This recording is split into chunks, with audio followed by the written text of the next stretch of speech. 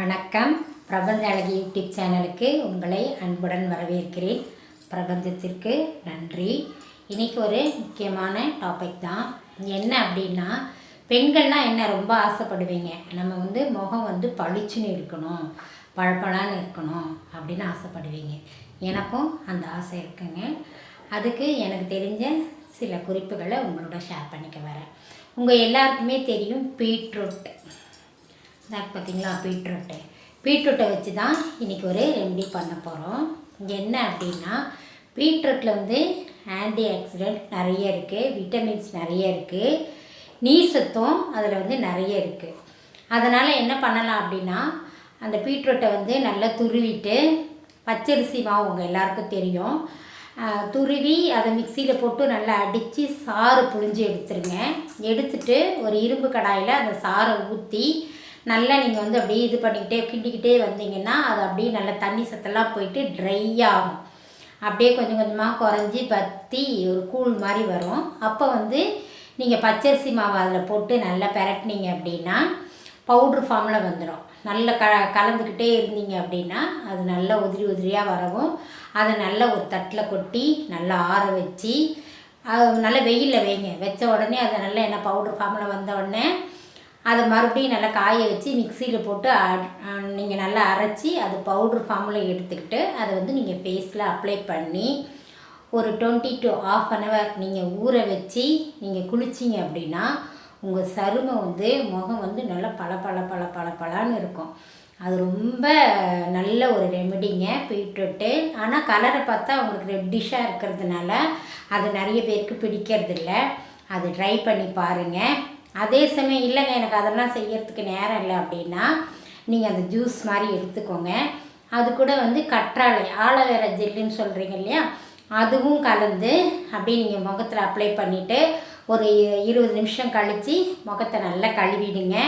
உங்களுக்கு இந்த மங்கு கரும்புள்ளி அதெல்லாம் இருக்குல்ல, அதெல்லாம் உங்களுக்கு உடனே கொஞ்சம் கொஞ்சமாக கிளியர் ஆகும். உடனே கிளியர் ஆகாது, நீங்கள் கண்டினியூஸாக அதை பண்ணிக்கிட்டே வரணும்.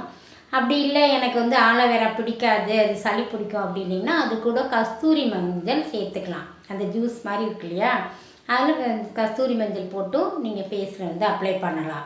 இல்லை அரைச்சி பேஸ்ட்டு மாதிரியும் நீங்கள் முகத்தில் போடலாம். அப்படிலாம் முடியாதுங்க அப்படின்னா தயிர் இருக்குது பார்த்தீங்களா, தயிர் கொஞ்சம் எடுத்துக்கோங்க. அது கூட கொஞ்சமாக பீட்ரூட் சாறை ஊற்றி அதுவும் ஃபேஸில் அப்ளை பண்ணலாம். அப்ளை பண்ணும்போது கொஞ்சம் கொஞ்சமாக பண்ணும்போது முகம் நல்லா பளிச்சுன்னு ஆகும். சிலர் என்ன பண்ணுவாங்கன்னா, லிப்ஸ்டிக் யூஸ் பண்ணுறீங்கல்ல, அதுக்கு இது சரிய ஒரு ரெமெடி ஒன்று சொல்கிறேன். இந்த ஜூஸ் எடுத்துட்டிங்களா, இது கூட நெய் 1 ஸ்பூன் ஜூஸ் அப்படின்னா ஒரு 1/4 ஸ்பூன் நெய் கலந்து ஃப்ரீசரில் வச்சுருங்க. வச்சுட்டு அதை எடுத்து நீங்கள் லிப்ஸில் போடும்போது கண்டினியூஸாக போடும்போது உங்களுடைய உதடுடைய வறட்சி தன்மை நீங்கி உதடு நல்ல உங்களுக்கு நல்ல ரெட்டிஷாக தெரியும், நல்லாயிருக்கும், பளபளப்பாக இருக்கும். அதுவும் ட்ரை பண்ணலாம். அதே சமயம் நீங்கள் வெளிப்பூச்சி மட்டும் பூசினா ஆகாது, அதை நீங்கள் உள்ளுக்குள்ளேயும் எடுத்துக்கணும்.